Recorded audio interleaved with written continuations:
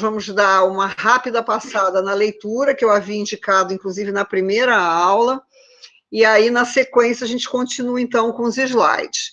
Eu só queria dar um aviso a vocês sobre a próxima aula. Nós teremos, eu disponibilizarei, na aula que vem, uma atividade que vai, então, ser a primeira nota que vocês receberão na minha disciplina. Vai ser uma atividade que vocês deverão, provavelmente, consultar, ou um link, ou de algum evento, eu ainda não tenho ainda em mente, eu vou pensar agora nos próximos dias, ou fazer uma resenha, enfim. Vai ser uma atividade que já vai valer para a primeira avaliação de você, como primeira avaliação de vocês, como primeira nota, ok? Então, eu vou explicar isso na aula que vem. Seria bom que todos estejam presentes para poder não haver dúvidas, ok? Então, a aula que vem eu já, então, indicarei o que vocês deverão fazer como nota da primeira avaliação. Já fechando, na verdade, o primeiro conjunto, o primeiro módulo, né, do nosso curso, que é o módulo 1. Aí entraremos no 2 e depois no 3, ok? Bom, eu não sei se todos leram esse artigo, né? De qualquer maneira, ele não... Tudo que eu estou colocando como atividade assíncrona, agora, o Vinícius está perguntando, existe outro texto? Tem sim. Tem um outro... Não, na verdade, eu coloquei uma live para vocês acessarem, quem pudesse, que foi no mesmo dia da aula, às 16 horas, não sei se alguém conseguiu ver, e hoje eu vou colocar mais um texto, referente ao que eu vou falar hoje, né? Não exatamente da leitura que eu deixei para vocês fazerem, mas sobre a temática da nossa aula de hoje, que é sobre potencialidades e limitações do turismo na natureza. Então, sobre esse tema, eu vou deixar uma leitura da Revista Brasileira de Ecoturismo, é uma leitura também bem recente, um artigo que saiu esse ano, no início desse ano, que fala sobre a questão da percepção de moradores com relação às potencialidades turísticas numa determinada região de Minas Gerais. Então, eu acho que vale a pena vocês lerem também, principalmente a segunda metade do artigo. A primeira metade tem vários dados quantitativos que os autores coletaram, avaliando a percepção das pessoas que moram em locais que têm potencial atrativo turístico. E a segunda metade já é uma análise mais crítica sobre essa questão, que é o que eu vou falar daqui a pouquinho, depois da análise do artigo que eu havia passado desde a primeira aula, tá bom? Bom, eu vou tirar só a minha imagem, e eu peço a vocês que façam o mesmo, e eu vou fazer alguns comentários, e depois dos comentários eu abro o chat para poder ver quem quer fazer alguma pergunta sobre a leitura, quem realmente leu e quer tirar alguma dúvida. E aí, na sequência, eu entro com os slides, ok?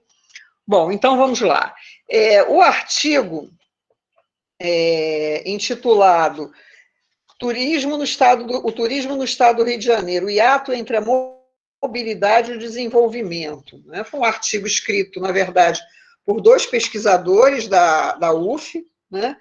E ele tem um viés muito voltado para uma visão bem geral sobre o turismo no estado do Rio de Janeiro. Ele nem foca muito na questão específica do turismo na natureza ou de natureza.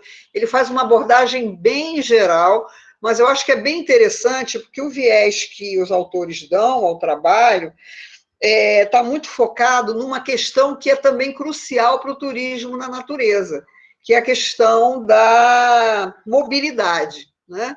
Se você não tem uma boa infraestrutura de deslocamento do turista nas áreas de alto potencial, fica complicado você tornar aquele local um local de alta atratividade. E por incrível que pareça, o Rio de Janeiro, sendo uma cidade, talvez a mais importante cidade turística do país, e com uma importância internacional imensa, todo mundo sabe disso, né? Mas não é à toa que o nosso turismo ele está muito precário, né? Ele vem sendo desenvolvido de maneira precária, e o artigo mostra isso no início, né? Logo na introdução, ele já vai falando, inclusive, da imagem negativa que o Rio de Janeiro tem nesse sentido, né? Ele coloca a questão dos três S's, né? Que, na verdade, ele está usando o termo em inglês, que é o sun, o sea e o sex, ou seja, o sol, o mar e o sexo. Quer dizer, a imagem que o Rio de Janeiro tinha, né? Ou tem ainda, se é que a gente pode até considerar assim, né? É uma imagem muito focada no turismo na natureza, mas num turismo muito massificado, voltado principalmente para a questão do turismo de sol e mar, né? Isso eu estou falando da cidade do Rio de Janeiro, né? O estado do Rio de Janeiro como um todo, não, mas a cidade, sim, né? O artigo, ele dá muita ênfase basicamente a cidade do Rio de Janeiro. Então, ele vai desenvolvendo, né, essa visão desde o início do século passado, né, uma visão realmente que não é positiva, né, uma visão negativa do turismo, e ele vai dando alguns saltos, né, passa pela década de 1970, com essa imagem, né, do Brasil sendo vendido pelo sistema dos três S's, né, sol, mar e sexo, e a partir de 1980, né, os autores já começam a mostrar uma imagem um pouco diferenciada, mas ainda com peso grande numa visão bastante assim realista, porém pessimista, sob o ponto de vista do perfil do turismo na cidade do Rio de Janeiro. Quer dizer, o Rio de Janeiro tem um potencial de turismo na e de natureza e de ecoturismo imensa, imensa, imensa. Só que esse potencial ainda é muito pouco explorado, infelizmente, né? Tem locais que nem o morador da cidade conhece.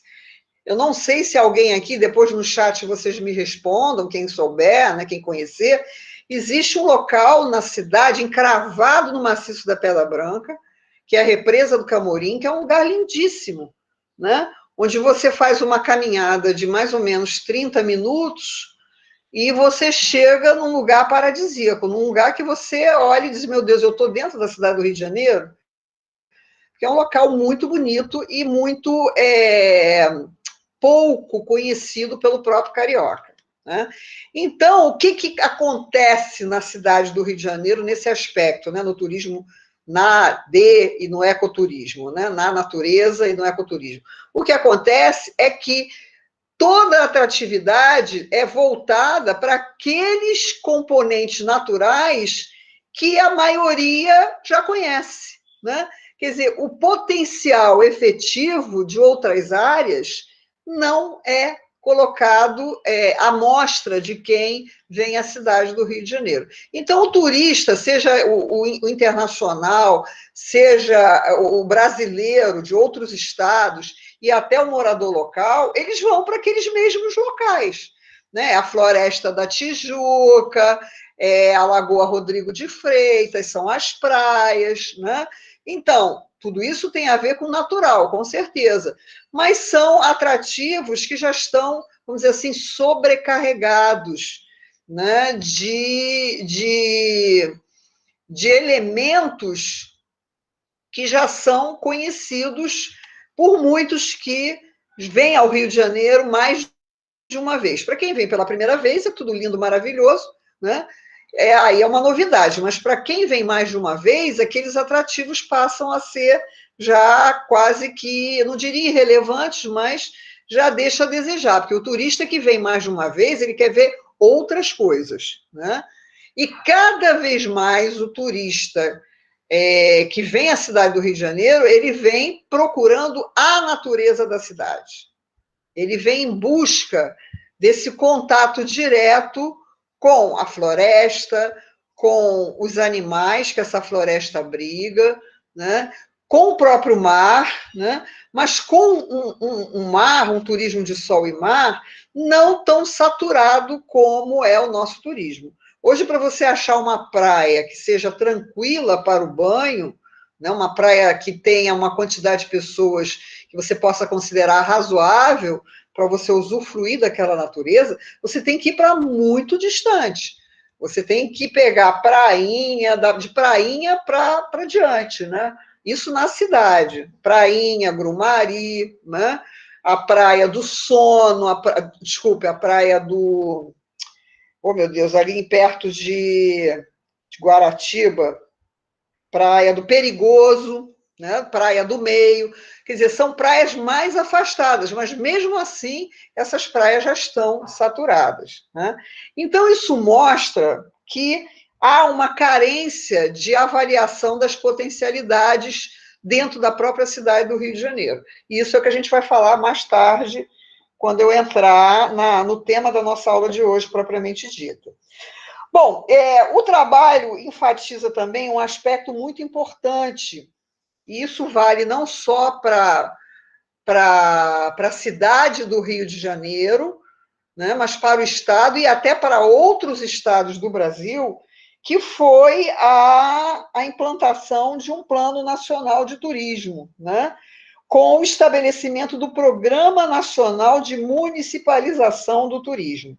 Quer dizer, qual era o foco, qual era o objetivo de se criar esse programa de municipalização?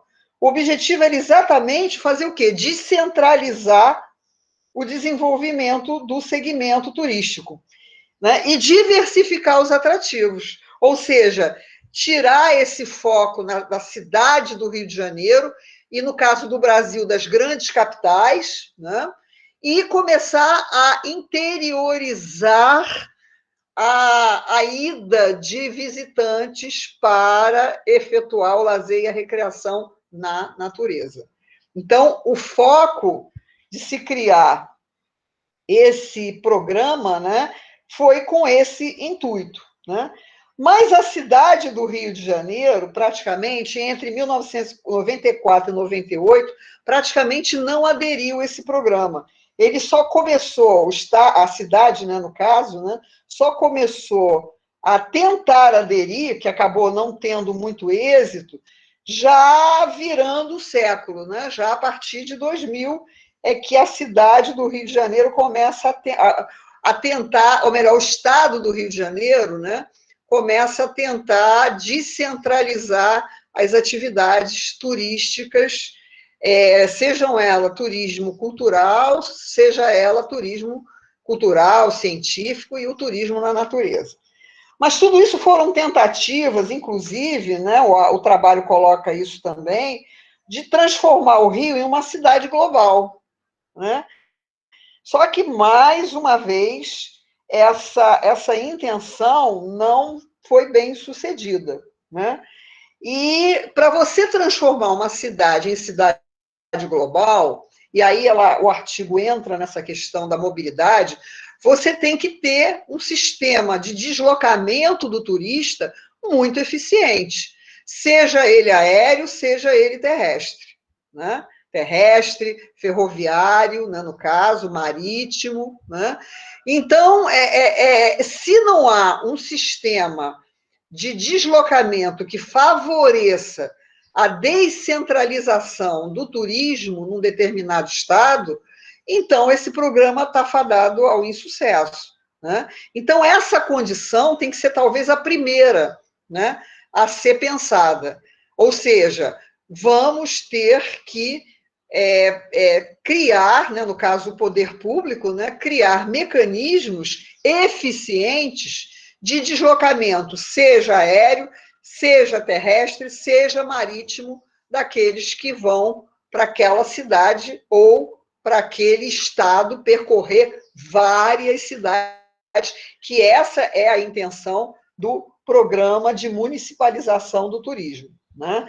Então, se você quer que, no caso, Rio de Janeiro, comece a diluir os seus turistas, os seus visitantes para outras localidades do estado, para outros municípios, para outros atrativos, tem que haver um programa eficiente de mobilidade. E isso o Rio de Janeiro não tem, a gente sabe disso. Não tem um programa eficiente de mobilidade para quem mora e trabalha na cidade, que dirá para o turista, né? Enquanto lá fora você vê uma gama de recursos de mobilidade disponível para que o turista chegue a determinados atrativos, aqui é o contrário. Você tem uma limitação muito grande. A nossa sorte, né, é que agora a gente tem um metrô com algumas ramificações, na verdade são 2 linhas que a gente tem, né? Enquanto lá fora você tem, a nível de metrópole, né, N linhas. Se você pegar uma cidade como Londres, como Paris, você olha o mapa de linhas de metrô, você fica maluco, né? Você tem que primeiro ficar ali uns 15 minutos estudando a malha de linhas, né, dentro do próprio metrô, para poder você saber em qual delas você vai utilizar para poder chegar a um determinado atrativo. Mas você tem essa opção, né? Você tem uma malha de trens, né, do sistema metroviário da Europa muito grande e muito eficiente. Aqui nós só temos 2 linhas, né? E sendo que uma delas não é direcionada efetivamente, ou não há uma preocupação em mostrar para o turista que ele pode, através daquela linha, que é o caso da linha 2, se deslocar para determinados atrativos, principalmente da Zona Oeste, né? Então, ou da Zona Norte, no caso da linha 2, e da própria Zona Oeste, no caso da linha 1, que vai até a Barra da Tijuca, né? Então, isso aí é um nó na cidade do Rio de Janeiro, né? E o trabalho, ele fica mais em cima do modo aéreo, né? Que ele destaca, o modo aéreo se apresenta como uma única alternativa para promover a interiorização do turismo. E aí ele dá ênfase, né, para os aeroportos que foram construídos, né, nesses últimos anos, aeroporto de Cabo Frio, aeroporto de Angra, né? E aeroportos que atendem, na verdade, né, a uma parcela relativamente pequena do turista que vem à cidade, ao estado do Rio de Janeiro, no caso, né? Então, você não tem um meio de transporte mais popular que permita com que pessoas da classe média e até da classe menos favorecida que possa chegar, por exemplo, a uma represa do Camorim.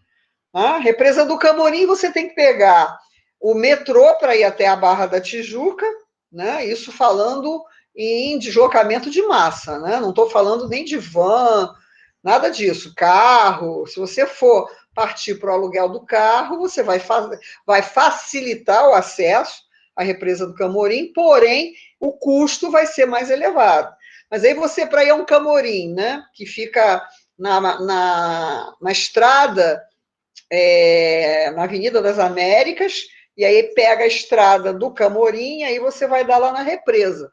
Então, você tem que ir de metrô até a Barra, da Barra você pegar um ônibus até o início da estrada do Camorim, e dali pegar um outro ônibus para chegar até a entrada do parque, até onde o ônibus for, que ele não vai até a sede do Parque Estadual da Pedra Branca, que é onde começa essa trilha que eu estou falando, né?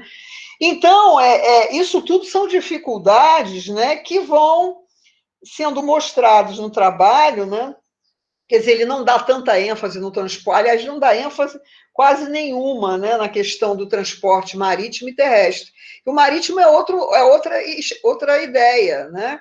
No Brasil, né, e principalmente aqui na cidade do Rio de Janeiro, né, nós temos aí um litoral que permite com que o transporte marítimo seja fomentado. E ele é muito pouco explorado. Vide Ilha Grande, né? Ilha Grande, você tem as barcas, né? Agora o sistema está um pouquinho melhor, porque você já tem os catamarãs, mas antes era a barca, com horários bastante limitados, e as escunas, né? As traineiras. Agora você já tem o catamarã. Mas mesmo assim, se o turista chegar na nossa estação de inverno, né, ele vai encontrar dificuldade para se deslocar em horários variados para chegar até a Ilha Grande. Por quê? Porque no nosso inverno, o número de saídas para a ilha é bem mais reduzido, né? Então, você tem outras ilhas no nosso litoral que não são devidamente exploradas. Por quê? Porque não se conhece realmente a potencialidade que ela tem para o turismo. Segundo, muitas delas até são áreas protegidas, o que também dificulta ou inviabiliza, em muitos casos, o acesso ao turismo, né? E terceiro, não há realmente um transporte eficiente que desloque o turista do continente para aquela ilha, para aquela determinada ilha, né? Se você for, por exemplo, para o arquipélago dos Açores, em Portugal, que são 9 ilhas, todas as 9 ilhas com diferentes tamanhos e diferentes atrativos e populações, você vai encontrar sistema aéreo e marítimo para você se deslocar praticamente o dia inteiro, tá? Então, e tem facilidades, eles promovem facilidades incríveis. Por exemplo, a principal ilha do arquipélago dos Açores é São Miguel, é a maior ilha do arquipélago. Essa ilha, se você se deslocar para ela e quiser ir para outra ilha num período de 24 horas, você só vai pagar o voo, o deslocamento aéreo do trecho do continente até São Miguel. De São Miguel para qualquer outra ilha que você queira ir, num intervalo de tempo de 24 horas, né, você vai fazer de graça. Você não vai pagar. Tá? Aí, para você, de uma outra ilha, Ilha do Pico, por exemplo, para uma terceira ilha, aí você paga o quê? Você paga uma traineira, você paga um catamarã, geralmente é um catamarã, né? E esse catamarã, então, vai te levar para outra ilha dentre essas 9 que o arquipélago é constituído. Então, vocês veem, né? Infelizmente, a gente tem que usar exemplos de fora para vocês sentirem a diferença, né? Que nós poderíamos estar partindo para esse tipo de meio de deslocamento, né, de mobilidade, mas, no entanto, a gente não utiliza, né? A exploração dos meios de transporte turísticos ainda é muito, muito aquém do que se espera e do que se pode efetivamente fazer. Infelizmente, né, esse artigo mostra essa realidade, né, mostra que, mesmo sendo criado alguns aeroportos, né, isso ainda é muito, muito aquém do que se espera para promover efetivamente a interiorização do turismo no estado do Rio de Janeiro, né? Então, fica aquela coisa muito centralizada na cidade do Rio de Janeiro, e aqueles que conseguem permanecer um pouco mais na própria cidade e querer se arvorar em ir para um outro local turístico, como, por exemplo, a região serrana do estado, ele vai ter que fazer esse deslocamento através de ônibus, através de van. Aliás, van que eu saiba, acho que nem tem direto para Terê, por exemplo. Acho que só tem, se tenha uma van ou duas para Teresópolis, não tem mais do que isso. Enfim, no cômputo geral, é muito difícil você sair da cidade do Rio de Janeiro como grande polo turístico do estado e do Brasil e migrar e se deslocar, né, para outras cidades que tenham atratividades importantes. A nossa região serrana é belíssima. Petrópolis, Teresópolis, Nova Friburgo, nossa, tem muito turismo de natureza, muito, muito, muita atividade ecoturística, muita. E, no entanto, grande parte daqueles que vêm ao estado e que vêm primeiro para a cidade do Rio de Janeiro não consegue chegar a esses atrativos, por conta da questão da mobilidade, né? Se pensaram em criar um aeroporto em Búzios, um aeroporto em Cabo Frio, por que não pensaram em criar um aeroporto na região serrana, pelo menos em uma das cidades serranas do nosso estado, né? Para facilitar a vinda de turistas para a região de Petrópolis, Teresópolis, né? Agora, beleza, é bom? É bom. Porém, a gente sabe que esse único meio de transporte, ele segrega. Ele é altamente segregador. Porque uma passagem aérea no Brasil é muito cara. Enquanto lá fora, para você se deslocar, por exemplo, do continente para a Ilha de São Miguel, no caso de Portugal, né? E de São Miguel para outras ilhas, se você passar de 24 horas, o valor é muito pequeno, se comparado com o valor que a gente paga aqui no Rio de Janeiro, por exemplo, para pegar um avião para ir para Cabo Frio, né? É muito, muito, muito mais caro. Bom, então, em linhas gerais, gente, o artigo, isso dando saltos, tá? O artigo trabalha isso, destaca, por exemplo, a criação do Ministério do Turismo em 2003, né, com a criação do Plano Nacional do Turismo.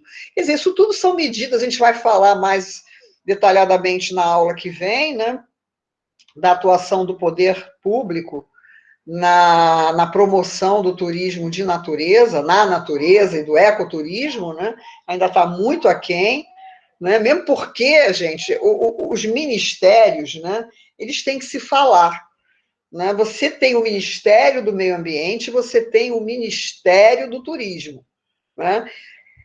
Eu já participei de um debate onde tinham representantes dos dois ministérios, e ficou notório para todos que estavam assistindo a mesa redonda, no caso, né, que eles não se falam, né?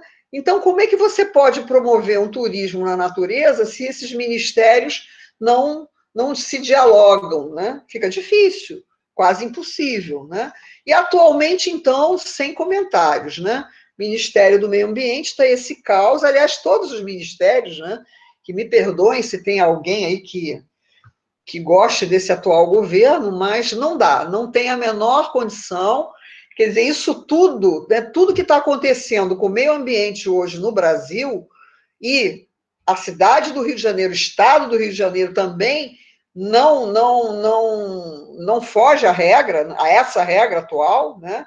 Não que a gente esteja vivendo momentos de queimadas intensas, mas a gente está vivendo momentos terríveis, onde a questão ambiental está sendo negligenciada. Você tem unidade de conservação, como foi mostrado hoje, no RJ, no Bom Dia Rio, né, que está sendo invadida por ocupações irregulares, tendo no comando os milicianos, né?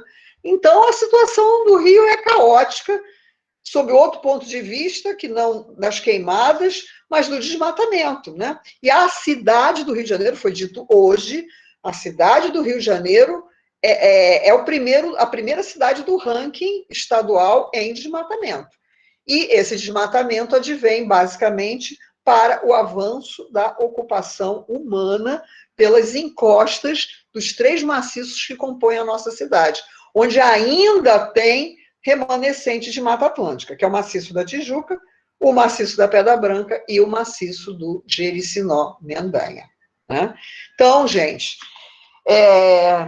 basicamente, eu queria destacar esses aspectos da leitura, né? Eu quero ver se tem alguém aí que queira fazer alguma pergunta. Vamos lá. Até porque a mobilidade, Luciano, os meios de transporte público só vão para esses lugares, né? Exatamente. O metrô, os ônibus são mais direcionados a esses pontos mesmo, com certeza, né? Não há, por exemplo, tirando o Corcovado, né, e o Pão de Açúcar, mesmo assim o Pão de Açúcar eu acho que nem tem, mas o Corcovado tem. Não tem linhas especiais que levem o turista para determinados pontos. E parece que há pouco tempo eles criaram o que na Europa já existe há muito tempo, que são aqueles ônibus turísticos de 2 andares, onde você pode ir saltando nos locais de atratividade. Você paga um ticket, aquele ticket pode valer por um número X de horas, de repente por 12 horas, ou pode até virar de um dia para o outro. Você pode virar por 24 horas ou por até 48 horas. Você pode usar um determinado ticket lá fora. Então, você vai pagar caro, com certeza, mas você consegue percorrer vários atrativos no intervalo de tempo relativamente curto. Parece que agora, no Rio, já tem esse ônibus. Eu ainda não... Eu já vi um ônibus parecido circulando pela orla de Copacabana, mas não sei se isso nessa pandemia parou, se vai voltar, enfim. Mas isso é muito recente, enquanto que lá na Europa já existe há décadas, agora é que o Brasil está, o Rio de Janeiro, no caso, né, e outras cidades do Brasil estão implantando esse sistema de deslocamento, né? Rafael, acho que depende do ponto de partida, isso, para os moradores mais periféricos no Rio de Janeiro. É complicado o acesso. Exatamente, né? É o que eu digo, né? O turismo na cidade do Rio de Janeiro é um turismo que eu particularmente considero muito elitizado, né? E essa elitização vem em parte dessa não só pelo custo, né, de acesso a alguns atrativos, mas justamente pela falta de mecanismos de mobilidade. Mobilidade para aqueles que moram na periferia da cidade, né? Que moram na Zona Norte, que moram no subúrbio, né? E então um turismo, uma mobilidade direcionada para quem vem de fora e que quer conhecer aqueles atrativos já tradicionais da cidade, né? Liz Barbosa, professora, a senhora acredita que com essa pandemia, pós-pandemia, irá crescer um turismo dentro do próprio Estado? Não, sendo muito sincera, eu acho que não. Não vai crescer. Por essa razão que eu acabei de falar agora. Não adianta nada você ter atrativos interessantes e até querer explorar esses atrativos, se você não tem uma boa mobilidade, você não tem como permitir com que o visitante, né, de fora do estado ou de outros municípios do próprio estado e até do morador local se desloque para determinados atrativos. Tem muita gente que mora na cidade do Rio de Janeiro que nunca foi ao Corcovado, nunca foi ao Pão de Açúcar. Eu mesmo conheço várias pessoas que, não é dizer que são jovens, não, são pessoas já maduras, que já têm mais de 40, 50 anos e nunca foram ao Pão de Açúcar, ao Corcovado. Por quê? Primeiro, a mobilidade encarece, né, o deslocamento. Você tem que pegar, às vezes, mais de um meio de transporte, né, para chegar até um Pão de Açúcar, por exemplo. E segundo, o próprio atrativo, para você usufruir daquele atrativo, você paga e paga caro, né? Isso também não vou tirar a qualificação dos atrativos da Europa, não. Da Europa, dos Estados Unidos, tudo é muito caro. Muito, muito, muito caro mesmo. Mas você tem uma boa infraestrutura de mobilidade, entendeu? E você tem opções de atrativos que fogem daqueles tradicionais, entendeu? Então, e quando você... Na Europa é muito interessante, quando você foge desses atrativos tradicionais, o custo cai às vezes a 1/3 do valor original. Se você fosse, por exemplo, dando um exemplo assim bem, né, bem díspare, se você vai visitar o Palácio Real, por exemplo, né, a parte que é disponibilizada para o visitante, você vai pagar um absurdo em libras, né? Se você vai para um determinado parque ou um determinado museu que não é tão famoso assim, né? Ou um palácio que não seja tão conhecido, mas que tenham belezas culturais e naturais interessantes, mas que não é tão badalado, você vai pagar 1/3, entendeu? E eles estimulam isso, né? Eles estimulam. Foi o exemplo que eu dei da Ilha dos Açores, né? Eles criaram esse mecanismo do deslocamento aéreo gratuito em 24 horas, justamente para descentralizar o turismo na ilha de São Miguel, porque todo mundo só queria ir para São Miguel. Por quê? Porque São Miguel é a maior ilha, é a que tem a maior quantidade de atrativos. Só que nas outras ilhas você tem atrativos diferenciados e tão importantes e tão belos quanto o que você vê em São Miguel. Só que por desconhecimento e por dificuldade de deslocamento, as pessoas não se dirigiam para as outras ilhas. Mas aí o governo português, muito espertamente, criou esse mecanismo. Ah, você quer ir para as outras ilhas? Se você fizer esse deslocamento em 24 horas, a gente te dá um voucher gratuito. Você vai para onde você quiser dessas 9 ilhas e vai fazer o seu turismo. Tá? E eu aproveitei, quando estive em Portugal, eu aproveitei e fiz isso. Eu fiquei durante o dia inteiro em São Miguel. O avião chegou por volta de 9 horas, vindo de Lisboa. Aí eu fiquei de 9 até às 6 horas. Quando foi 7 horas, isso conhecendo São Miguel. Quando foi 7 horas da noite, nós pegamos um avião e fomos para a Ilha do Pico. E aí esse deslocamento foi gratuito, eu não paguei. Tá? Então, eu fiquei depois na Ilha do Pico por 3 dias, e dali eu comecei a pegar catamarã para me deslocar para mais uma terceira ilha. Eu só fiquei em 3 ilhas, porque o meu tempo era reduzido, não tinha tempo mais para ficar, e também grana, né? Então, eu conheci 3 ilhas das 9, né? E espero um dia ter condições e recomendo que quem puder conheça, porque é fantástico. Tanto o arquipélago dos Açores, quanto o arquipélago da Madeira, né?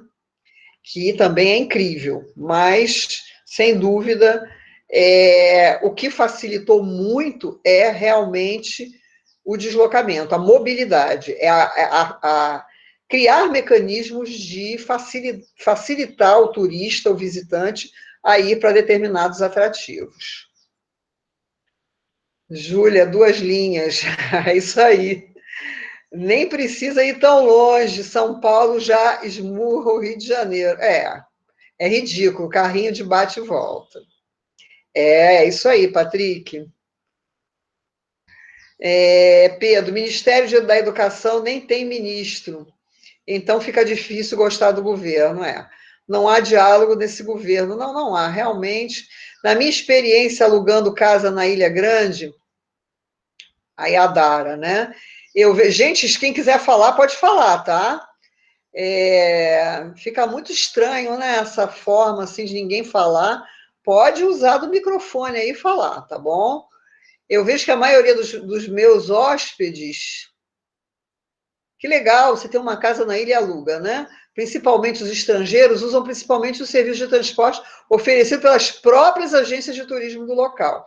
São muito caros até mesmo os turistas cariocas que usam as linhas que saem da rodoviária, esses normalmente usam ônibus intermunicipais, que são bem mais baratos, ou contratam alguém que tem carro para levar, ou até mesmo contratam os estacionamentos fornecidos pelas próprias agências de turismo. Ou seja, a função de atrair os turistas para lá é basicamente das agências. Isso é um cartel, né? Forma quase um cartel.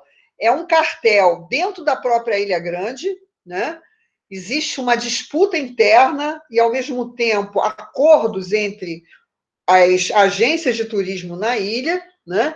E existe também um cartel fora da ilha, no continente. Né? Então, eu vou até além, eu saio até do exemplo da Ilha Grande, vou para exemplos em outros estados. Tem estados aí que, se você tentar sair do esquema das agências, você vai ter uma dificuldade imensa para você chegar a determinados atrativos. Um exemplo bem característico disso é o estado do Ceará. Para você sair de Fortaleza e visitar determinadas praias, vamos falar de turismo de sol e mar, se você não procurar uma agência de turismo, você vai pagar muito caro. Se você for alugar um carro, para determinadas praias, você vai ter dificuldade de chegar, né? Além do custo, que o custo vai ser elevado. Quer dizer, resumindo a história, o que eu acho que é fundamental nisso tudo é que o governo, ou a própria iniciativa privada, que esperar alguma coisa do governo, ainda mais do atual governo, é utópico, né? Não vamos esperar, porque não vai acontecer. Mas a iniciativa privada pode, de alguma maneira, criar outros mecanismos de deslocamento em massa de pessoas, de turistas, a um preço acessível, porque aí eles vão ganhar não como é que eu vou dizer? Eles vão ganhar na quantidade, né? Se eles vão levar 20 turistas num micro-ônibus, por exemplo, saindo de um determinado ponto onde haja uma maior concentração de turistas, você vai ganhar nessa quantidade de pessoas. A CVC, por exemplo, faz isso. A CVC, né, aí já não é a iniciativa privada, mas de uma grande agência de turismo, né? A CVC tem micro-ônibus, tem van, tem carro, tem tudo para deslocar quantas pessoas forem necessárias para um determinado atrativo. Só que você fica engessado. Você fica engessado naqueles pacotes que a CVC fornece para o turista, entendeu? Você não cria o seu pacote. Para você criar seu pacote, né, o seu roteiro, melhor dizendo, para você criar o seu roteiro, você tem que sair dessas agências. Aí você tem que alugar carro, dependendo do lugar. Tá? Por exemplo, no México, vou dar um exemplo de uma cidade, né, badaladíssima, e que muita gente, né, que é o sonho de consumo de muita gente, que é Cancún. Cancún, você fica completamente engessado em agências de turismo. Se você quiser alugar um carro para percorrer os vários atrativos de Cancún, você está ferrado. Porque eu, inclusive, descobri que existe uma máfia do sistema de trânsito de veículos em Cancún, que qualquer deslize que você der, né, nesse processo de deslocamento de carro, um sinal que você avance, ou até mesmo que você não cometa nada, eles vão arrumar um jeito de te extorquir, de te tirar dinheiro. Tá? Então, se alguns de vocês um dia pensem em Cancún, não pensem em aluguel de carro, entendeu? Porque vocês vão esbarrar com essa arbitrariedade imposta pelo governo, não sei por quem, provavelmente pelo governo, né? No sentido de jogar você para as agências de turismo. Tá? Ou então você pega o ônibus local, mas só que o ônibus local, ele vai te levar para poucos locais. Você vai deixar de conhecer lugares realmente interessantes, né, que a cidade proporciona. Tá? Juliana, mas professora, eu creio que mesmo que o projeto dos aeroportos do Estado do Rio tivesse sido posto em prática, seria visando atrair estrangeiro. Com certeza, foi o que eu falei, né? É um turismo elitizado, porque o custo de viajar de avião seria alto. E o brasileiro que tem dinheiro para custear isso tende a priorizar o exterior. Com certeza. Né? Então, entre pagar um absurdo para sair do Rio de Janeiro e para Cabo Frio, né? Às vezes, mal comparando, exagerando um pouco, é melhor você juntar um pouquinho mais de grana e ir para uma cidade do exterior, né? Para um país fora do Brasil, né? Porque é caro, não é barato. Né? Então, por isso que muita gente, até antes da pandemia, o turismo e até antes da nossa moeda entrar em total desvalorização, hoje a moeda brasileira é a moeda mais desvalorizada do mundo. Imagina, hein? Do mundo. Olha que loucura. Então, hoje, para você sair do Brasil e ir para qualquer cidade, seja dos Estados Unidos, seja da Europa, do Oriente Médio, do que for, você vai pagar muito, muito caro. Mas até 3 anos atrás, era preferível sair do Brasil do que fazer turismo no Brasil.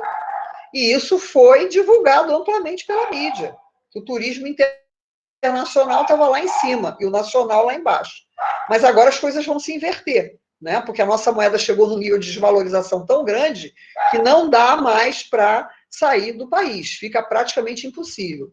Cancún eu não tenho tanto interesse, meu sonho mesmo é ir em Acapulco, tá certo, Pedro? É isso aí. Mas olha, eu vou te dizer uma coisa, tá? Independentemente de tudo que a mídia fala de Cancún, tem uma parte que eu diria mais de turismo científico muito legal, turismo arqueológico muito, muito legal. E realmente as praias são maravilhosas. Mas em termos de turismo de sol e mar, o Brasil não deixa nada a dever uma Cancún, tá? Você tem praias tão lindas quanto. Agora, o que que nós carecemos, mal comparando com Cancún, né?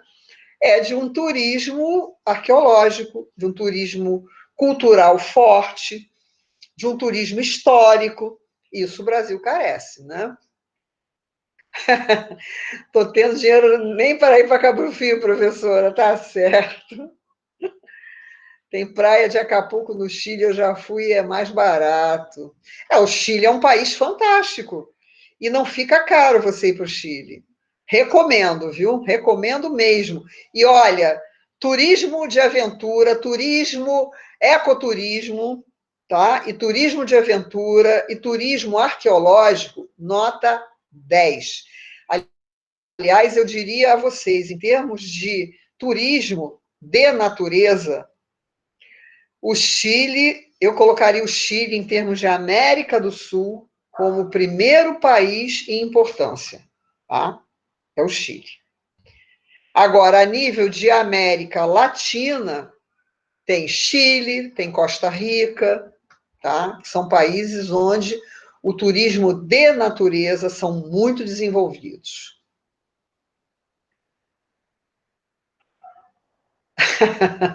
Pedro, se tiver alguma coisa que faz referência a Chaves, com certeza está valendo, Juliana. De uma caverna dos cristais, falta uma. Chile é interessante para quem se interessa por com certeza. Muito interessante observar o Vale de São José del Maipo, com certeza. Né? São vales encaixados, vales abruptos, são vales belíssimos, né? Uma geologia e uma geomorfologia relativamente diferente da nossa, né? Muito diferente às vezes, né? E outra coisa, né? Você pode ter até a oportunidade, quem não tem medo, de sentir alguns abalos sísmicos, como eu senti da última vez que eu fui ao Chile. Eu nunca tinha sentido, nunca tinha pego nenhum abalo sísmico e fui pegar no Chile da última vez que eu fui. Um temblor, como eles chamam, né? De 6 graus, 6,4 graus, não, 6,4 na escala Richter de nível de abalo, né, de movimentação, que já é significativo. Já dá para você sentir quando as coisas começam a mexer. Cusco é muito interessante também, mas já está caro, né? A facilidade de conexões de turismo ambiental, muito. Eles dão facilidade, você tem um trem que sai de Cusco e vai para Machu Picchu. Leva, acho que, quase 3 horas, 2 horas e pouco. Não sei se não me lembro agora, mas acho que não chega a 3 horas, não. E não é caro, tá? O que é caro, na verdade, é a permanência em Cusco, que fica caro, e os atrativos, né? Quando você chega em Machu Picchu, por exemplo, aí você começa a desembolsar grana, né? Então, é complicado, mas vale a pena também. Chile também é belíssimo para quem estuda astronomia ou gosta de observar o céu, é isso aí. O problema é que quanto mais gente descobre os destinos, mais caros eles ficam. Com certeza. É a lei da oferta e da procura, né? Na economia. Se a procura é grande, o preço vai lá para cima, né? A popularização dos atrativos faz com que eles fiquem caros, né? Isso aqueles em que são cobrados o acesso. Mas tem muito, gente, tem muito Brasil, tem uma riqueza natural imensa que você pode conhecê-la sem necessariamente gastar muito. Tá? Eu conheço várias pessoas, inclusive pessoas jovens como vocês, que fizeram turismo nesses países, principalmente nos países da América do Sul, né, e eu diria até da América Latina como um todo, gastando muito pouco. Por quê? Porque vão fazendo essa mobilidade de maneira alternativa, né? O que eu chamo de mobilidade alternativa? É você não só pegar os meios de transporte convencionais, mas você contar com a carona das pessoas, né? É um caminhoneiro que te deixa num determinado local, entendeu? É um amigo do amigo do amigo que acaba te levando de um ponto ao outro, e aí você vai caminhando. Muita gente faz certos deslocamentos a pé, entendeu? Então, isso tudo vai facilitando o acesso ao atrativo. Vai facilitando e, ao mesmo tempo, barateando, tá? Gente, eu vou fechar o chat aqui e vou para os slides. Vou fechar aqui com a Juliana. Acho que eu não iria para Fernando de Noronha, por exemplo. Minha cara de quem vai pagar para ir à praia, sendo que eu sou do Rio de Janeiro. Fernando de Noronha, eu diria a vocês que, para quem passa mais de uma semana, dá para ver uma outra realidade diferente do que a mídia vende, tá? Só para vocês terem uma ideia. É uma realidade, ambientalmente falando, muito negativa, tá? Isso a mídia não vai mostrar, óbvio, né? Aí entra no contexto das limitações para o desenvolvimento do turismo, que eu vou começar a falar a partir de agora, tá bom? Eu vou fechar aqui, gente, para a gente poder avançar. Também dá para dormir no ônibus, com certeza, e economizar nas hospedagens. Na América do Sul é comum. E uma outra coisa, gente, os hostels fora do Rio de Janeiro, fora do Brasil, são muito baratos e de alta qualidade, tá?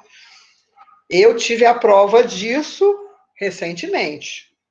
Até então, eu não ficava em hostel. Agora, eu sou fã de hostel, que o preço cai muito, tá? Dependendo do local. E na Europa, então, nem se fala. Europa é bobagem você se hospedar em hotel.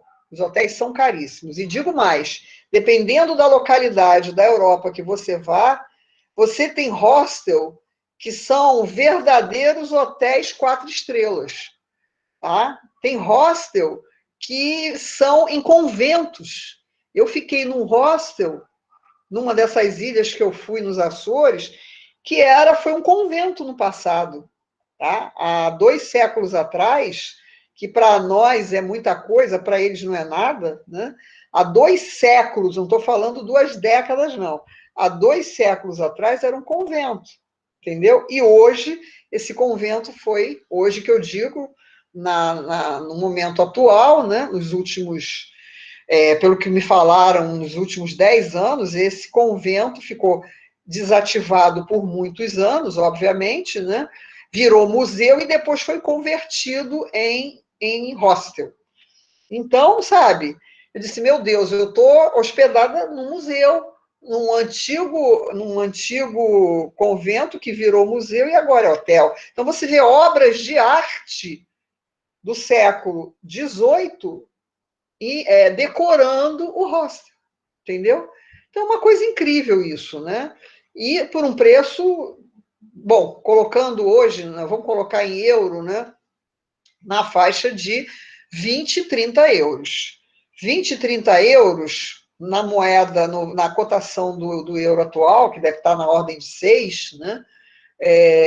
Dá R$ 180 para 2 pessoas. R$ 180 você não paga num hotel fazenda no interior do estado do Rio de Janeiro. Tá? Você paga muito mais do que isso. Ah, Matheus, você tem péssimas experiências, mas aonde, Matheus? No Brasil ou fora do Brasil? Eu diria a você que as minhas foram ótimas. Ah, bom, isso aqui é no Brasil, né, Matheus? Quando fiz trabalho de geografia da indústria, eu fiquei no. Ah, não, mas aqui não é legal. Ai, Matheus, infelizmente aqui não é legal. €1 equivale. Ó, tá vendo? C, ó, já tá 6,54. Exatamente, mais de 6. É, gente, realmente aqui é complicado. Aqui eu não arrisco certos hostels, não. Mas lá fora, com certeza. O Brasil gourmetizou até o hostel, cobra caro e faz pior. É, não, o Brasil não dá, não dá, eu não recomendo, não recomendo, mas lá fora eu recomendo, com certeza. Meus queridos, vou comungar agora a minha apresentação da aula, senão, ó, já são 2h30 e pelo menos metade da aula eu quero continuar. Depois, no final, se ainda tiver alguma pergunta a mais sobre o texto, eu respondo, tá? Bom, eu vou botar a tela inteira, vou botar aqui.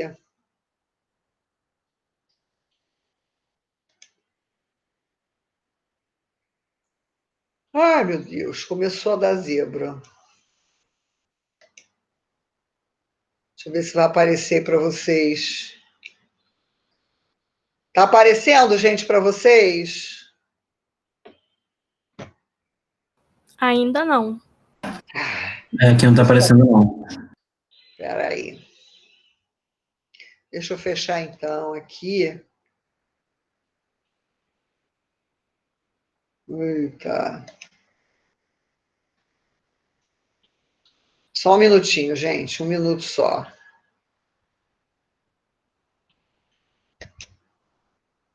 Eu apanho nessa hora.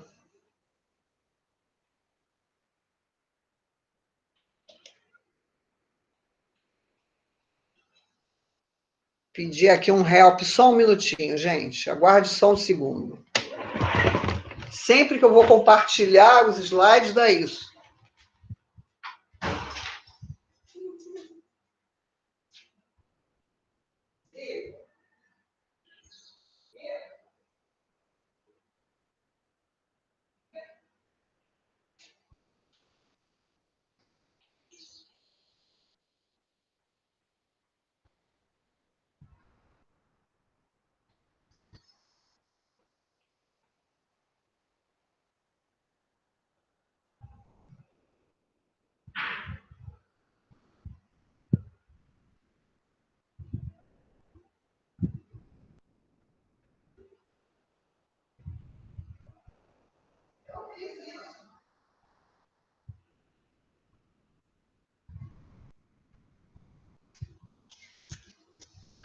Ai, gente, eu tô apanhando aqui para.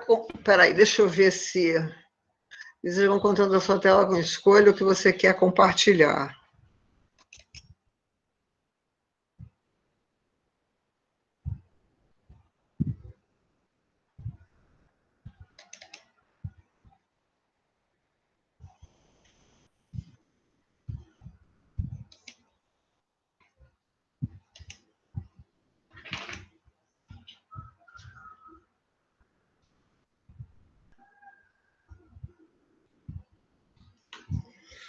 Caramba, acho que eu saí.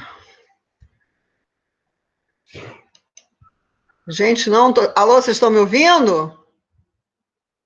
Estamos sim, professora. Sim. Eu não sei o que é que eu não estou conseguindo compartilhar. A minha irmã está ocupada agora, mas ela já vem me dar um socorro aqui. Mas enquanto isso, eu vou falando aqui com vocês. Porque eu estou clicando, Abílio, me ajuda aqui, compartilhar. Não é isso que eu tenho que clicar aqui? Isso, compartilhar. Professora, a senhora tem que selecionar a tela para compartilhar. Então, eu já estou aqui com qual é o PowerPoint. Tá. Apresentar agora. É o ícone embaixo. Aí tem Peraí, mas aí zebra agora que o arquivo saiu. Eu vou ter que buscar ele agora. Eu vou ter que buscar ele, que ele saiu daqui da tela. Ah, meu pai, realmente essas tecnologias. Espera aí, deixa eu abrir aqui de novo a minha meu PowerPoint.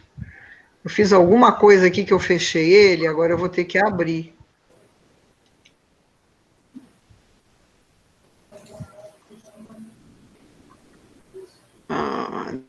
Deixa eu pegar aqui.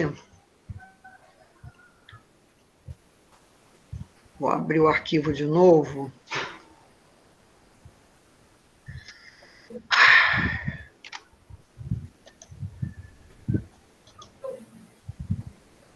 Aí, aqui.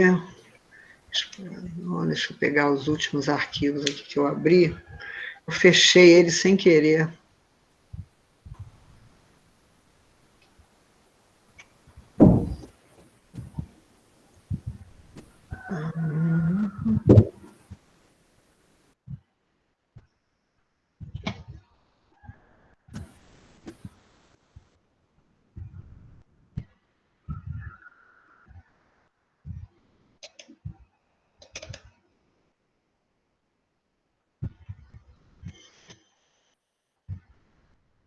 Só um minutinho, gente. Tá aqui.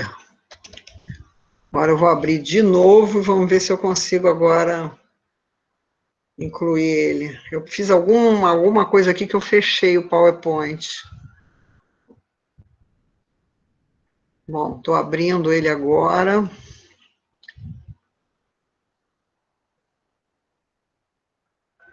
Agora, vamos lá.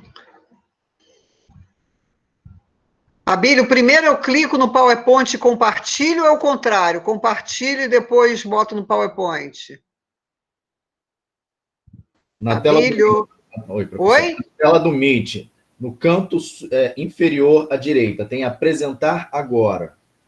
A senhora Não, consegue eu estou ainda em compartilhar. Eu tenho que clicar em compartilhar, é isso?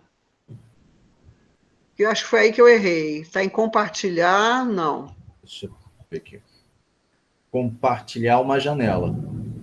Tá, estou compartilhando. Aí eu entendi que era para clicar aqui no PowerPoint. Exatamente. Clicar e Aí compartilhar. apareceu agora? Não, ainda não. Pois é, eu estou A senhora fazendo prefere alguma... me mandar por e-mail e eu vou compartilhando? Tá, então vou fazer isso. Vou mandar para você, que a Vivian, ela está fora daqui do meu alcance. Eu vou compartilhar então com você. Ok.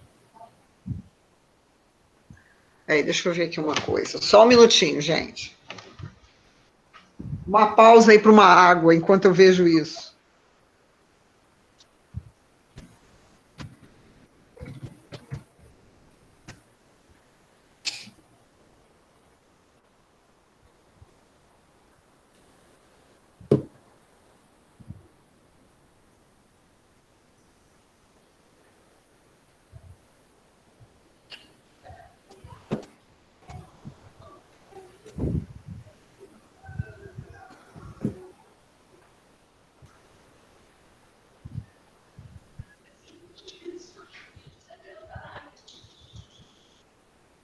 Bom, minha assessora acabou de chegar para assuntos aleatórios.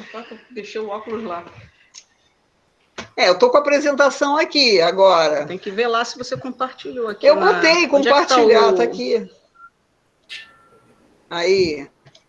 Compartilhar, mas ele não está... Aqui, ó, você tem que clicar lá em cima e compartilhar. Aí vai lá na apresentação, pergunta para eles, ó, estão vendo? Estão vendo agora? Ainda não. Tá vendo, Vivian? Então a culpa não é minha, não. Agora não? Ainda não. Falando? Então a culpa não é minha. Ah, que consolo. Professora, a senhora tem que apresentar. A senhora não está apresentando ainda. Isso aqui. Dispensar. Não é possível compartilhar sua tela. Ocorreu um erro ao compartilhar a tela. Vou dispensar aqui, vou... Peraí, nós vamos começar... O que é isso aqui? Interromper compartilhamento. Pronto.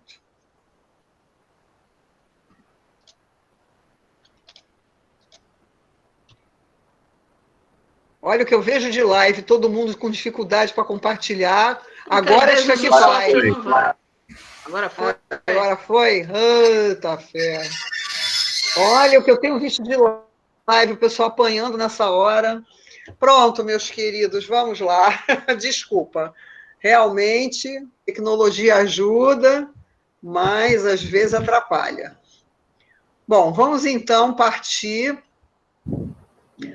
para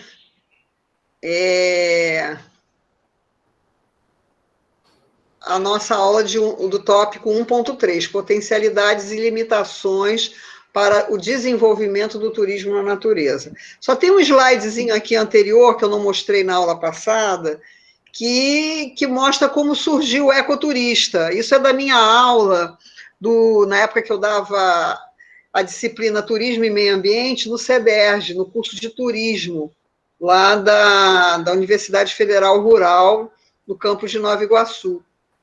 Então, eu fiz 3 cadernos, acho que eu já comentei com vocês, né, 3 apostilas sobre o conteúdo da disciplina, e aí, num desses cadernos, tem essa ideia. Onde surgiu o ecoturista, né? E tem um trabalho que não é muito recente, mas é uma referência importante, né, que é do Paulo Santos Pires, é a tese de doutorado dele, sobre dimensões do ecoturismo, onde ele ressalta que os primeiros visitantes dos parques nacionais norte-americanos, no caso Yellowstone Park, é o principal deles, né, foram os ecoturistas pioneiros e, portanto, os precursores dos ecoturistas atuais. Então, olha que coisa interessante. Lógico que naquela época ninguém usava esse termo ecoturista, mas eles foram os primeiros a vamos dizer assim, serem reconhecidos como ecoturista, entre aspas, né? Como eu coloquei no slide. E por que eles eram conhecidos como os precursores? E de ecoturista, dentro da essência que a gente tem hoje, dentro do que a gente entende como ecoturismo, não tinha absolutamente nada. Mas eles estavam em contato com a natureza, né? Por que não tinha nada? Porque eles tinham uma preocupação com uma atividade altamente predatória, que são os safaris, né? Então, nas últimas décadas do século XVIII, o predomínio do homem sobre a natureza se dava através dos safaris de caça na África, praticados pelas elites europeias. Não havia uma preocupação com a preservação da fauna e da flora. Quer dizer, você tinha, de um lado, os visitantes dos parques, né, que era basicamente uma visitação contemplativa, e, por outro lado, né, uma parcela significativa de interessados ia para a África para caçar, né? E essa ação era altamente predatória. Isso aqui é uma ilustração que foi feito por um desenhista do CEDERJ na época, né, onde ele mostra de uma forma, né, meio, como é que eu vou dizer, tragicômica, né, porque os indivíduos das espécies dando no pé e o caçador aqui já com uma lebre e com um leão aqui já sob controle, né, já tendo abatido esses dois indivíduos dessas espécies. Então, era uma atividade que, apesar de ser uma atividade de turismo na natureza, mas não era turismo de natureza e muito menos ecoturismo, dentro do que hoje a gente concebe como tal. Bom, vamos então, potencialidades e limitações. A gente não vai conseguir terminar essa aula hoje, né, por conta da leitura do artigo e esses 10 minutinhos aí de atraso até entrar nos slides. Potencialidades e limitações para o desenvolvimento do turismo na natureza. Aí inclui tudo, de ecoturismo, né? Bom, por que eu botei esse somatório aqui, né? Porque quando você pensa em promover uma atividade de turismo na natureza, esses dois aspectos têm que ser levados em conta. E têm que ser somados e não subtraídos. Você não pode subtrair as limitações. Há uma tendência muito grande, né, de se pensar muito nas potencialidades em detrimento dos fatores que vão, de alguma maneira, limitar determinadas práticas de turismo na natureza. Então, esses dois conjugados aqui, né, eles têm que estar intimamente relacionados, para que realmente haja o mínimo de impacto possível ao meio ambiente e para que haja segurança para o visitante turista no momento em que ele estiver efetuando determinada prática de lazer e recreação no ambiente natural. Bom, vamos começar pelas potencialidades, e eu acho que na aula de hoje a gente vai ficar só com elas e vamos continuar na aula que vem. Inclusive, eu vou deixar na plataforma um artigo, como eu falei no início da aula, sobre essa questão da visão dos moradores das áreas com determinados atrativos, sobre a importância desses atrativos e como eles devem efetivamente ser explorados. É um artigo também recente desse ano, que foi publicado na Revista Brasileira de Ecoturismo. Então, vai ficar como uma atividade assíncrona dessa aula a leitura desse artigo. Só que eu vou deixar como uma leitura complementar. Quem quiser, na aula que vem, eu abro 5 minutinhos para quem quiser fazer alguma pergunta sobre o artigo, né? 5 a 10 minutinhos, né? 5 é muito pouco, 10 minutinhos, para em seguida a gente começar a nossa aula, tá bom? Porque essa leitura é uma leitura complementar. E sem contar que na aula que vem eu vou passar para vocês a avaliação, né? Bom, as potencialidades naturais. Isso aqui, de certa maneira, o que vem acontecendo é que essas potencialidades, elas afloram muitas vezes, né? Não se tem, no Brasil, uma tradição em fazer um diagnóstico dos atributos dos meios físicos e bióticos, para que esses atributos possam ser convertidos em atrativos. O que acontece, na maioria das vezes, é que eles afloram na natureza, né? E, casualmente, alguém percebe que aquele atributo natural está atraindo um determinado público, e aí começa a trabalhar no sentido de dar visibilidade àquele atrativo, né? Então, isso é o que mais ocorre, né? É o atrativo natural, a potencialidade natural aflorar num determinado ambiente, e a partir daí, na medida em que o público começa a se direcionar para aquele atrativo, aí ele passa a ter uma certa relevância para o turismo, né? Então, eu volto a falar, o diagnóstico, antecedendo a exploração desses atributos dos meios físico e bióticos, é fundamental, né? Esse diagnóstico deve realmente anteceder as práticas de turismo na natureza, onde você vai buscar o quê? Avaliar os aspectos geomorfológicos e geológicos relevantes, e hoje isso é uma corrente de avaliação geoturística significativa, né? Nós vamos voltar a detalhar isso mais para o final do nosso curso, né? É o chamado geoturismo, que está crescendo no mundo inteiro e chegou no Brasil com toda a força, né? E associado a esses atributos de natureza física, vêm os atributos de natureza biótica, a flora e a fauna, representativos de determinados ecossistemas, tá? Então, esses atributos é que vão ser disponibilizados para o desenvolvimento do turismo na natureza. Só que hoje nós podemos afirmar com toda convicção que as potencialidades naturais não são bem conhecidas a nível do Brasil como um todo, né?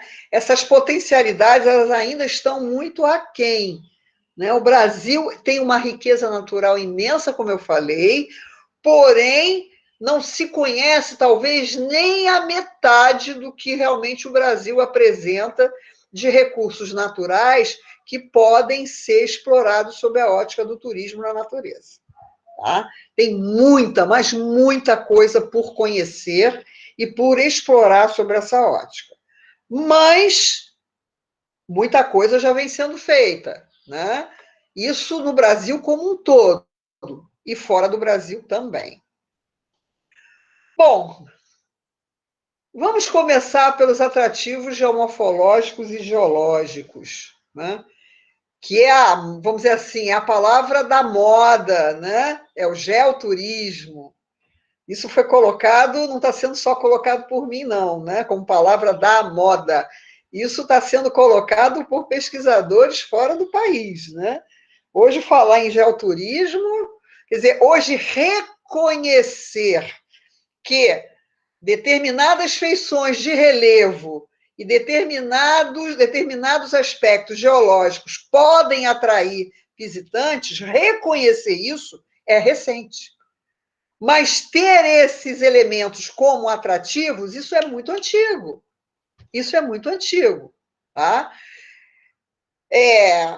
Itatiaia, aqui Serra dos Órgãos, Chapada dos Guimarães, Chapada Diamantina, todos esses locais de alta atratividade turística, de turismo na natureza, de natureza e ecoturismo, todos esses lugares já vêm sendo explorados há muito tempo.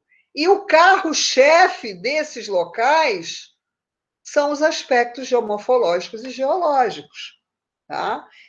Então, hoje se reconhece que esses atrativos são importantes de serem bem conhecidos. Tanto é que, a nível de pesquisa científica, eu, por exemplo, estou com 3 orientandos, né? Um deles está aqui na nossa sala de aula, que é o Abílio, né? Que vem se interessando por explorar esses atrativos. Né? Então, hoje, há um reconhecimento da importância de se avaliar as potencialidades naturais sob a ótica da geomorfologia e da geologia. Né? Potencialidades essas voltadas para a educação e interpretação ambiental, associadas às práticas de lazer e recreação. Tá? Então, na verdade, quando você, por exemplo, leva um grupo de turistas para Vila Velha, no Paraná, você está levando aquele grupo para conhecer feições geológicas geomorfológicas, tá? Que são as feições ruiniformes, que formam aquelas várias formações associadas que exploram, né, que mexem com o imaginário do turista, que é a taça, a tartaruga, né? O símbolo do Parque Estadual de Ponta Grossa é uma taça, né, que é, vamos dizer assim, o principal atrativo do parque. E o que chama a atenção? É essa analogia, né, de uma formação geológica com um aspecto do nosso cotidiano, um objeto, uma feição,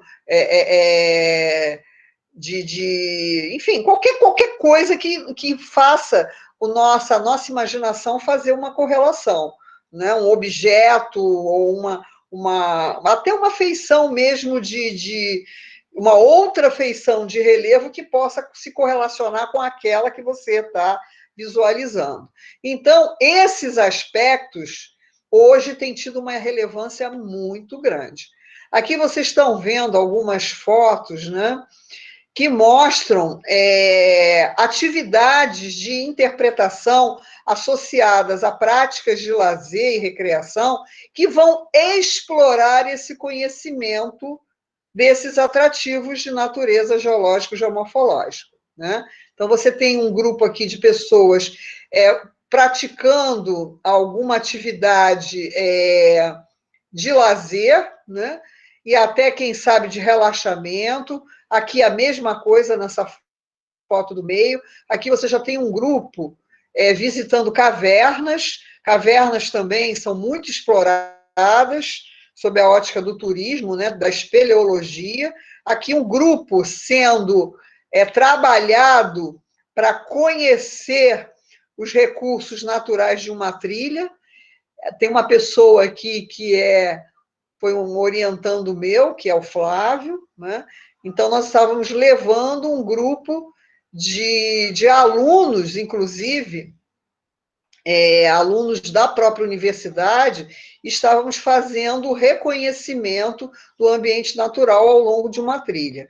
E aqui um outro grupo fazendo uma travessia de um rio, né? Também dentro desse espírito de lazer e recreação associada à educação e interpretação ambiental. Bom, aqui nós temos os principais elementos de atratividade ligadas aos aspectos geológicos, geomorfológicos. Então, nós temos elevações, os pontões, grutas e cavernas, depressões e vales, córregos e rios. Esse, então, é um dos que mais atraem, né? Os dois, elevações, córregos e rios, né? São os que têm uma atratividade muito grande. Lagos e lagunas, manguezais e restingas, praias nem se fala, né? Trilhas. Tem áreas onde o carro-chefe da visitação são as trilhas. Exemplo, parte alta de Itatiaia.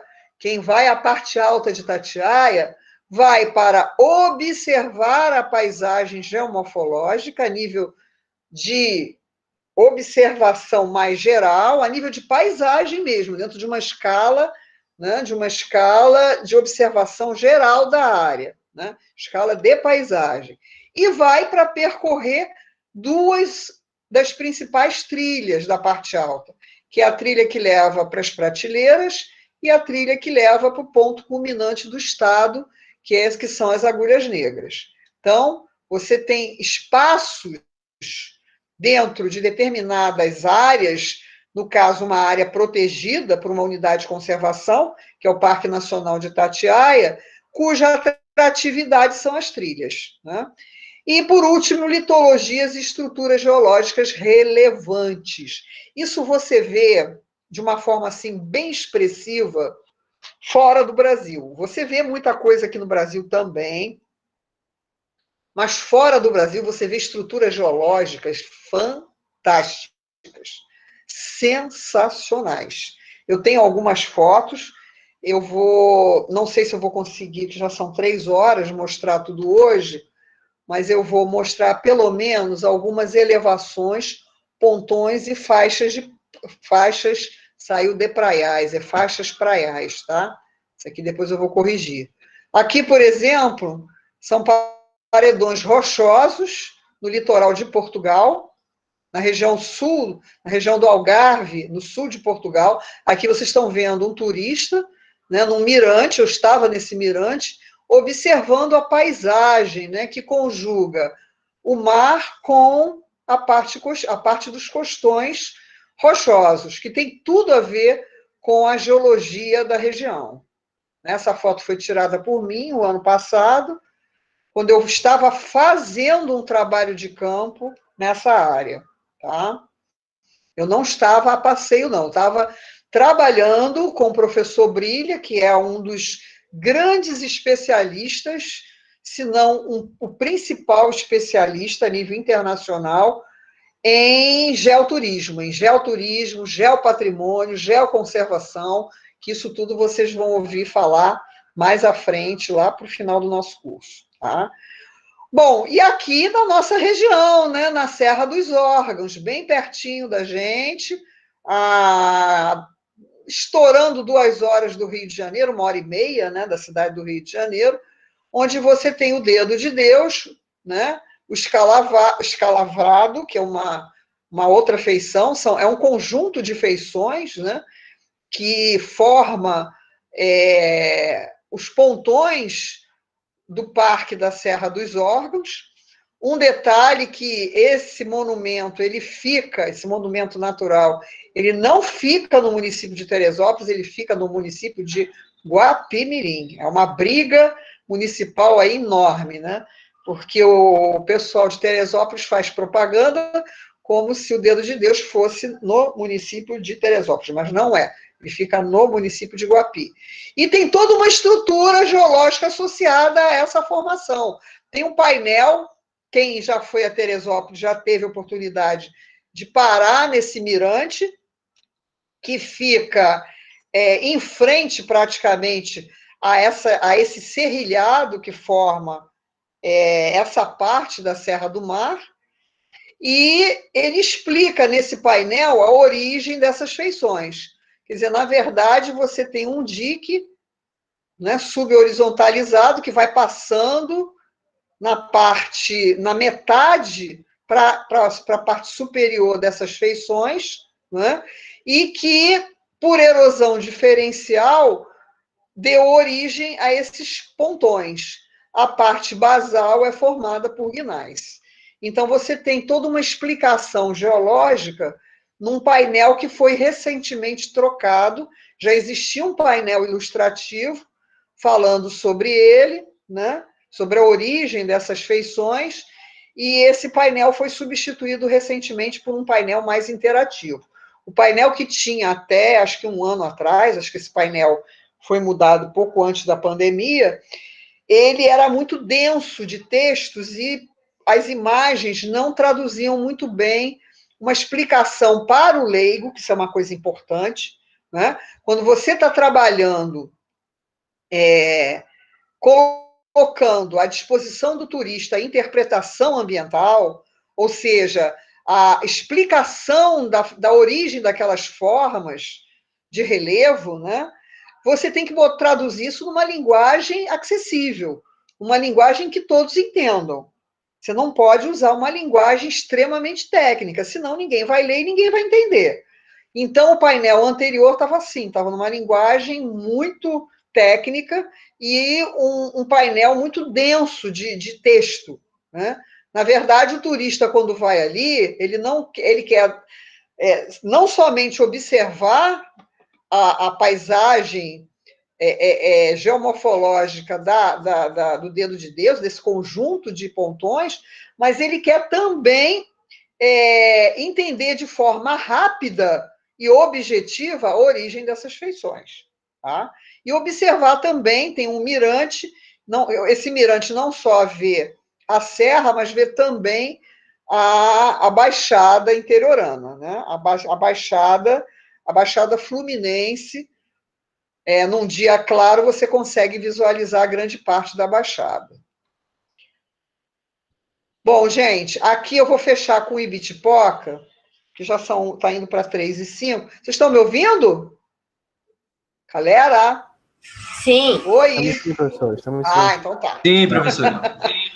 Então tá. Eu vou fechar com esse slide aqui de Ibitipoca, porque já está indo para 3:05, eu sei que vocês têm outra aula, inclusive talvez alguns de vocês façam da Vivian, né? E a Vivian acho que já está até começando a aula dela.